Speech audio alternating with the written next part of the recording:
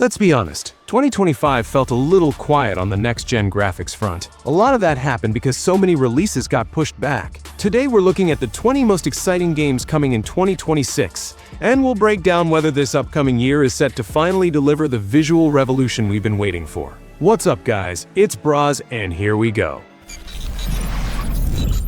The creators of Hitman.io Interactive are preparing their version of James Bond, and they've been quick to reassure fans. Their 007 First Light isn't just a Hitman reskin in a tuxedo. To prove this, they even hired driving experts specifically to ensure that the dynamic car chases are just as compelling as the stealth mechanics. The game tells the origin story of a young agent who is still striving to earn his famous 00 status. Interestingly, they cast a new actor, Patrick Gibson, for the role instead of one from the film series, which gives the studio total freedom to build its own original trilogy. The scale of the missions is promised to be unprecedented for IO Interactive, with an insider rumor about a $300 collector's edition. But there's good news. Anyone who pre-orders the standard edition will get a free upgrade to the deluxe version with early access. This new approach, which focuses on creative stealth and fast-paced action, is meant to set it apart from previous titles like Hitman, as the team at IO Interactive wants to create an all-timer James Bond game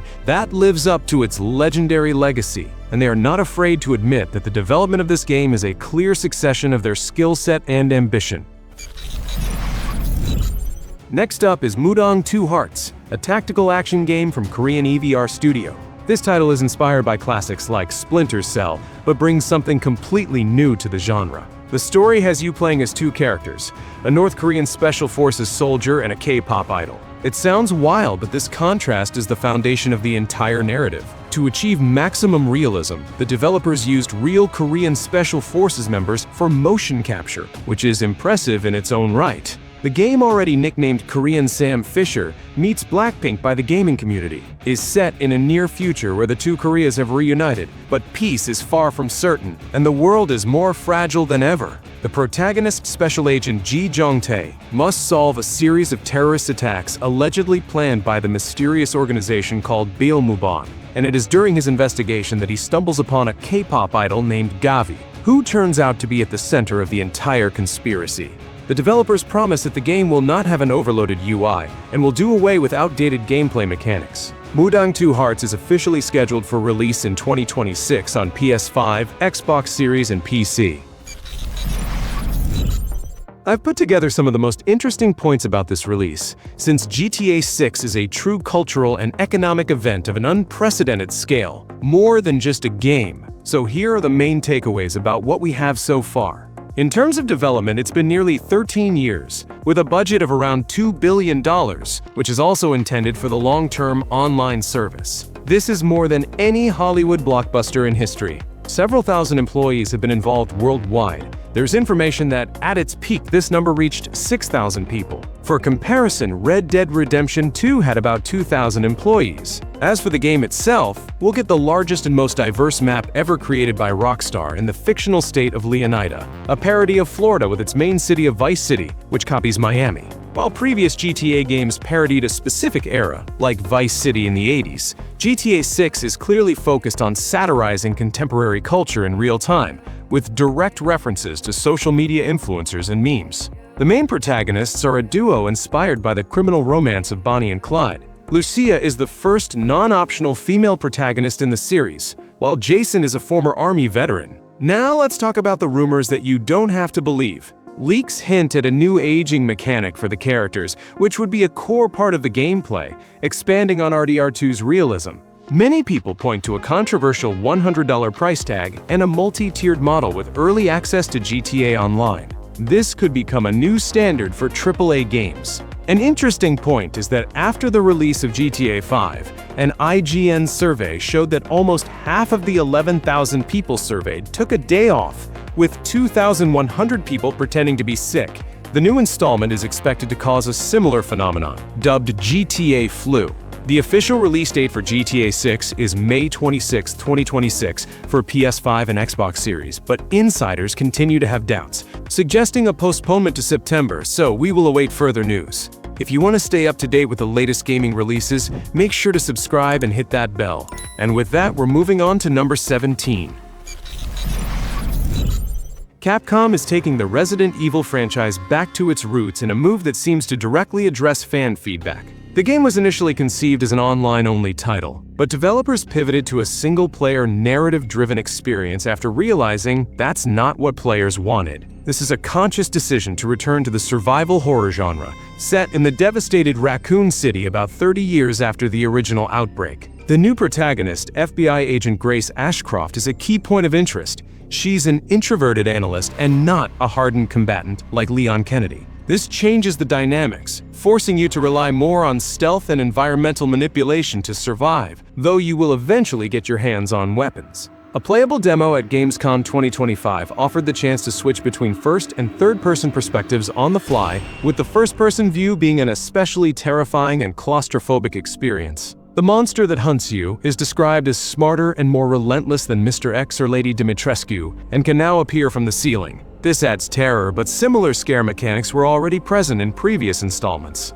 The game is set for release on February 27, 2026, and in addition to the leading platforms, it will also be available on the Switch too.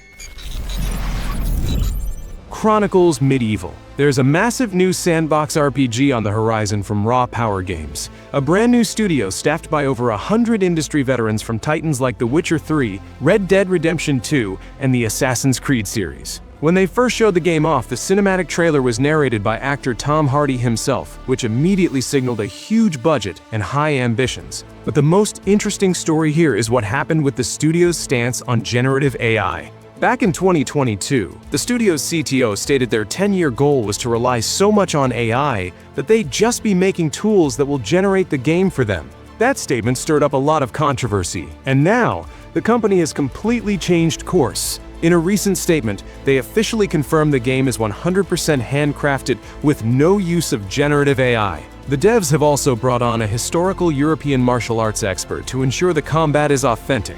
The game will blend a top-down strategic map with third-person action in a way that's clearly trying to challenge the dominance of a certain beloved franchise. Many gamers who've been waiting for a true next-gen Mount and Blade should take a look at this project. Chronicles Medieval is expected to launch in early access on PC in 2026, with a full release on consoles. When you hear the name Amy Hennig, you probably think of the Uncharted trilogy. Now the legendary writer and director is back with her studio's new project, Marvel 1943: Rise of Hydra. Originally, the game was supposed to come out in 2025, but it was pushed back to early 2026. The truth is, that was probably a smart move because we've seen almost no official gameplay. What we have seen is a bunch of very early unpolished footage from a 2022 to 2023 development build that was leaked online. It showed some very rough, movement-heavy combat with Black Panther, and it was quickly dismissed by some people who didn't understand that this footage was nearly 4 years old. You know how that goes. Hennig's vision for the game is to create what she calls a shared living room experience, similar to her work on Uncharted, where the game is as fun to watch as a movie as it is to play. The story is a globe-trotting adventure starring 4 playable characters: Captain America, Black Panther, a Howling Commando named Gabriel Jones, and a Wakandan spy named Nanali, with locations like occupied Paris and the jungles of Wakanda. It's a game that's betting on a linear cinematic experience in an era of massive open worlds, which is a bold choice for a new studio. For years, gamers have been hearing about Crimson Desert, and it's a title that has been delayed multiple times since it was first announced in 2020. It was originally aimed for a late 2025 release, but the studio recently announced another delay to March 19, 2026. But here's the kicker. Pearl Abyss was very upfront about the reason for this latest delay, stating that active development is actually complete, and the delay was a strategic decision to give them more time for logistics like localization and console certification. The move, as many have noted, strategically places the game ahead of the launch of GTA 6 in May 2026, giving it some much-needed breathing room and showing a clear understanding of the market. But the real kicker is what happened behind the scenes. According to reports, Pearl Abyss rejected a timed exclusivity deal from Sony. Sony apparently was so impressed with the game's potential that they even compared its atmosphere to Ghost of Tsushima. The studio chose instead to self-publish, which is a huge bet on themselves to reach a wider audience and keep a larger share of the profits, without being tied to a single platform. Gears of War is taking us back to where it all began. E-Day is a new prequel from the Coalition that takes us back 14 years before the original game to the day the Locust emerged. This isn't a remake, but a completely new story, starring younger versions of Marcus Fenix and Dom Santiago, with both original voice actors reprising their roles. The creative director has said that they're specifically trying to return to the series' horror roots, reframing the Locust as living nightmares seen through the eyes of people encountering them for the very first time. The Coalition is a flagship first-party studio for Xbox and a global leader in Unreal Engine development. E-Day is being built on UE5, an engine that has a reputation for major optimization problems and poor performance in other games. Because of this, the gaming community is watching this release very closely. The Coalition has been tasked with creating a game that feels both truly new and authentically Gears, and its success will largely be judged by whether they can deliver a technically sound experience that sets a new benchmark for what Unreal Engine 5 can do. Gears of War E-Day is coming to Xbox Series and PC, and will be included with Xbox Game Pass. The names James Olin and Drew Karpyshyn are legendary in the world of RPGs. Now, this band of BioWare veterans has founded a new studio, Archetype Entertainment, and their first project is the sci-fi action RPG Exodus. Karpyshyn himself, the lead writer for the first two Mass Effect games, said that his passion for game development had been rekindled at the new studio. For many, this is a spiritual successor to classic BioWare RPGs from the people who define the genre. But what really makes the game unique is its core mechanic. It's built around a time dilation system, a classic sci-fi trope where, due to relativistic space travel, only months pass for the player while decades or even centuries pass for everyone else. And this is a fundamental part of the gameplay. For example, a faction you helped on one mission could be extinct by the time you return from a longer one. This elevates player choices to a whole new level of consequence, making every decision feel weighty in a way that's very rare in modern RPGs. And yes, the game features a key character voiced by none other than Matthew McConaughey. When the first trailer for Phantom Blade Zero dropped, it immediately broke the internet. The game is a kung fu punk action RPG from Chinese studio S-Game, and it has a unique story behind its development. The director Soulframe Leong originally envisioned a much smaller game, but after that reaction, he made the call to increase the scale to a full AAA title. This is a studio that's now making a massive high-stakes bet on itself. The combat system, built on real Chinese martial arts and developed with help from martial arts instructors, is described as fast and fluid, and having drawn comparisons to Sekiro. But unlike a typical Souls-like, there is no stamina bar, and the game's combat is designed to be more aggressive and kinetic. This is a controversial choice for some purists, but it shows the studio is not afraid to break genre conventions. While the main story is only 30 to 40 hours, the developers claim that you will likely only see about 40% of the content on your first playthrough, which suggests a huge amount of optional missions and side content hidden in the game's semi-open world. Phantom Blade Zero is coming to PS5 and PC, and the specific release date was promised to be announced at the end of 2025. The original Fable was known for its whimsical charm, and the big challenge for the new studio is living up to that legacy. It's a highly anticipated reboot from Playground Games, a studio with a flawless track record of making stunning open-world racing games with the Forza Horizon series, but with no experience making an action RPG of this scale. The game was delayed from its initial 2025 launch window to sometime in 2026. The most heated conversations around Fable often happen online, with a vocal minority of players calling the game woke because of its female protagonist or the presence of non-white characters in a European fantasy setting. But here's the thing, this isn't a new direction for the Fable franchise at all. The very first game, released way back in 2004, included gay marriage and characters of color like Whisper, so those concerns are based on a fundamental misunderstanding of the series' history.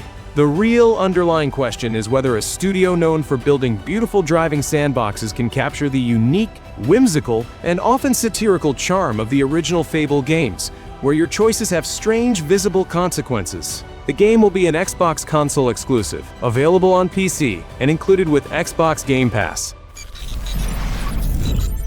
4 years of delays, radio silence, and internal struggles. Pragmata is a new sci-fi IP from Capcom, one of the few major new franchises from the publisher in over a decade, and it's a game with a long and troubled history. It was originally announced for a 2022 release but was repeatedly delayed until Capcom finally went silent on the project. Now it's officially set for 2026 with a self-aware post-it note in a recent trailer that literally says 2026, it's real. The game's director, Young-hee Cho, later admitted that the team went through difficult times and repeatedly asked themselves if the game they were making was actually fun. It's a project that is a testament to the developers' persistence in the face of immense creative doubt. On top of that, the game itself aims to break the rules of third-person shooters, and from what we've seen, it's doing so in a big way. Its core combat mechanic requires the protagonist, Hugh, to first hack enemies with his companion Diana, before he can do any real damage to them. Pragmata is coming to PS5, Xbox Series, and PC. When the former director of The Witcher 3 left his studio to start a new project, he promised complete creative freedom. The result is the Blood of Dawnwalker, a new dark fantasy action RPG from his studio Rebel Wolves. The core idea was to create a studio with a supportive environment and complete creative freedom. So for a lot of people, this isn't just a new game, it's a direct promise from the people who made The Witcher 3 great. A new narrative-driven RPG that gets back to what made that game so beloved. The setting itself is a vampire-ruled 14th century Europe, full of moral gray areas, a hallmark of Tomaszkiewicz's past work. The most unique gameplay hook is a time as a resource mechanic. You have just 30 into game days to complete a critical task to save your family. But here's the twist. Free exploration of the open world doesn't advance the clock at all. This means you have to strategically prioritize your major story decisions while still having the freedom to explore at your own pace. It's a thoughtful design that challenges the typical endless side quests open world formula while still letting you lose yourself in the world. From the creators of Until Dawn, a studio known for its choice-driven horror games, comes a new project that feels like a big departure. Directive 8020 is the fifth installment in the Dark Pictures anthology from Supermassive Games. It's set in deep space and is heavily inspired by classic films like The Thing and Aliens, with a shape-shifting alien threat that mimics its prey. To appeal to a wider audience, Supermassive has also made a controversial design choice with a new feature called Turning Points. This system allows players to literally rewind and change a major decision after it's been made. The creative director admitted this was added because players would often just quit when their favorite character died, and this feature gives them a second chance. The core identity of a supermassive game has always been that your choices have permanent final consequences. Now with a rewind button, the big question is whether the game can still be as terrifying if death is no longer final. Directive 8020 has been officially delayed to the first half of 2026. For decades, the studio Game Freak has had a reputation for delivering technically unpolished games, relying solely on the strength of the Pokémon brand. Now they're taking a massive creative leap with their first major AAA title outside of that franchise, Beast of Reincarnation. The director Kota Furushima previously worked on the battle systems for various Pokémon titles, so this is his first major swing at a full-fledged action RPG. The game is set in a post-apocalyptic Japan and features a samurai protagonist and her loyal canine companion. The combat is described as technical, with a focus on fast, fluid movement and precise parries that have even drawn some comparisons to Sekiro. But in the early trailer footage, the game appeared to be running at a very low frame rate of around 15 frames per second. That visual roughness directly plays into the core narrative of the studio's technical struggles and is a major point of skepticism for the gaming community. For those not wanting to buy the game at full price, the good news is it will be a day one release on Xbox Game Pass. Lords of the Fallen 2 is a sequel to the 2023 reboot and is the latest entry in a franchise with a history of rocky development cycles. The original 2023 game changed developers 3 times before it was finally released. Now its creative leads have been let go just months before the sequel's reveal. Despite the messy history, the team delivered a game that was good enough to earn a sequel. But the story behind the sequel is even more dramatic. Just months before the game's official reveal, CI Games let go of the executive producer and the creative director of the first game. The creative director, Cesar Virtosu, publicly commented that no kingdom lasts forever, confirming an acrimonious split. But the most fascinating part of this drama is the publisher's public stance. The CEO of CI Games, Marek Tymiński, has adopted a zero-woke policy and has publicly bragged about how he altered the character creator in the first game to be explicitly male and female, stating that he was making a game free of social and political agendas. This is a clear, politically motivated marketing move to appeal to a specific part of the audience. The action has been criticized as reverse rainbow capitalism by some analysts, an ironic attempt by the publisher to capitalize on a culture war. The galaxy-spanning war of EVE Online is coming to the ground. EVE Vanguard is a multiplayer sci-fi FPS from CCP Games, the developers behind the massive MMO EVE Online, and it's a shooter that is fully integrated into the EVE universe. The vision is for players on the ground to fight for their factions on planets, with their actions directly influencing the larger galactic war being fought by players in space in EVE Online. For veteran fans of the franchise, this idea feels very familiar. It's a second chance for CCP to fulfill a promise they failed to deliver with a past title, to create one universe, one war, fought across space and planets. The studio is using a strategy of open development, where they are constantly running free play sessions and actively taking feedback from players. From early community feedback, we know the game is still very rough around the edges. Players have commented that the movement and animations feel janky and the environments feel too clean, like they were just neatly stacked. The official announcement made at EVE FanFest indicates that the game is planned to launch in early access for PC in summer 2026. Housemarque made a name for itself with Returnal, a critical darling that was also known for its punishing roguelike loop. Now the acclaimed studio is back with a new PS5 exclusive called Saros, and they're calling it the Anti-Returnal. This is the studio's first big game since being acquired by Sony, and because it's a rare PS5 exclusive these days, expectations are sky high. While Returnal garnered high praise from critics, many players were put off by its punishing roguelike loop, where you lose everything upon death.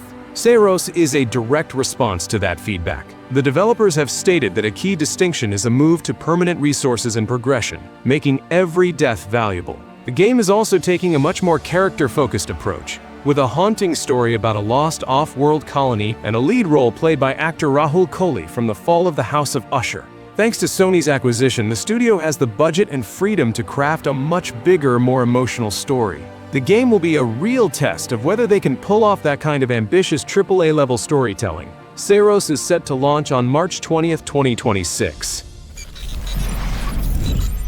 The original Mortal Shell was a cult hit from a tiny team of just 13 people. Now with a sequel on the way, they're swinging for the fences. The new entry is a standalone successor to the 2020 Souls-like from Cold Symmetry, and it's a story of a small team taking a huge creative leap.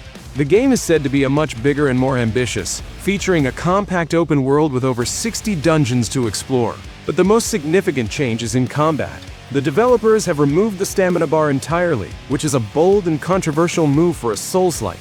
While some fans loved the methodical, weighty combat of the first game, others found it clunky, and the developers are now betting that a faster, more aggressive, and more kinetic combat system will appeal to a wider audience. The sequel is also adding firearms, like shotguns and revolvers, which is another huge departure from the genre's norms. We also have to point out the monster and boss designs. They all look very creepy, brutal, yet simultaneously thrilling, especially with the Behemoth soundtrack that played in the trailer.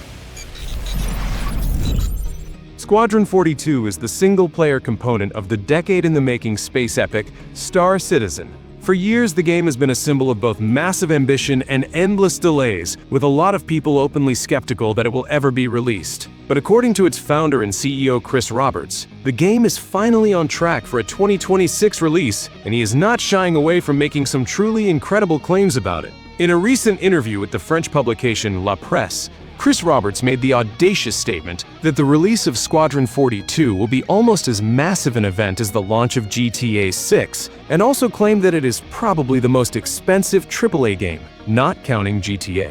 Those are some of the most confident claims ever made about a video game that hasn't been released. It sets an impossibly high bar, putting the game directly in a conversation with one of the biggest entertainment products in history. The game is supposed to be a PC exclusive. However, recent job postings at Cloud Imperium Games indicate that they are looking for specialists with experience on PlayStation 5 and Xbox Series, which may give hope to console owners, but for now, these are just rumors.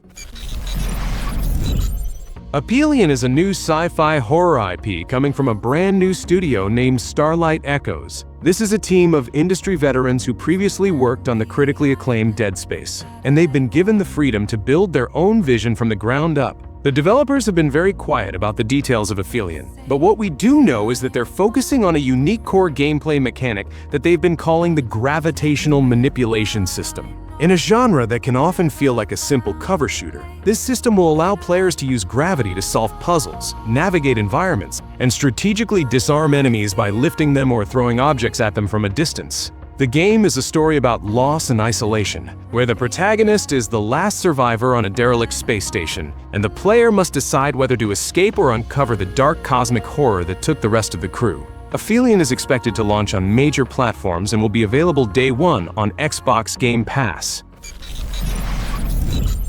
The A Plague Tale franchise is returning with a new chapter, but not in the way you might expect. Resonance is the next installment in the beloved series, but it's not a direct sequel to the story of Amisha and Hugo. The title Legacy suggests that the game will take a different approach, following a new cast of characters in the same plague-ridden world generations later.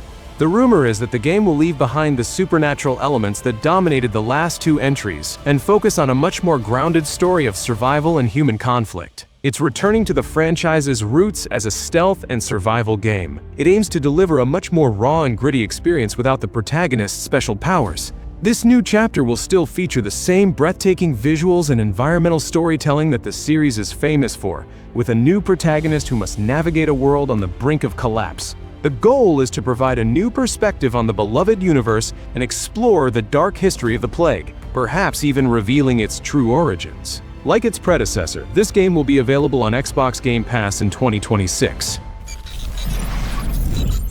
The developer behind Marvel's Spider-Man is back with another PlayStation 5 exclusive, and this time, it's all about a far grittier hero.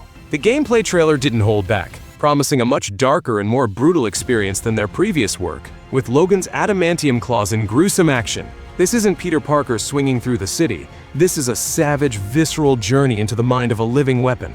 The trailer gives us glimpses of chaotic sequences, from a motorbike chase to what looks like a showdown with a giant sentinel, while confirming key characters like the elusive Mystique and the formidable Omega Red. Logan's personal quest to uncover his dark past will take him across the globe, from the frosted wilderness of Canada to the seedy streets of Madripoor. Insomniac has promised a game with fast, fluid, and ferocious combat, and the footage shows Logan using his rapid healing factor and untamed berserker rage to take down anyone who gets in his way. Slated for a fall 2026 release, this feels like the ultimate Wolverine story, built from the ground up for the PS5.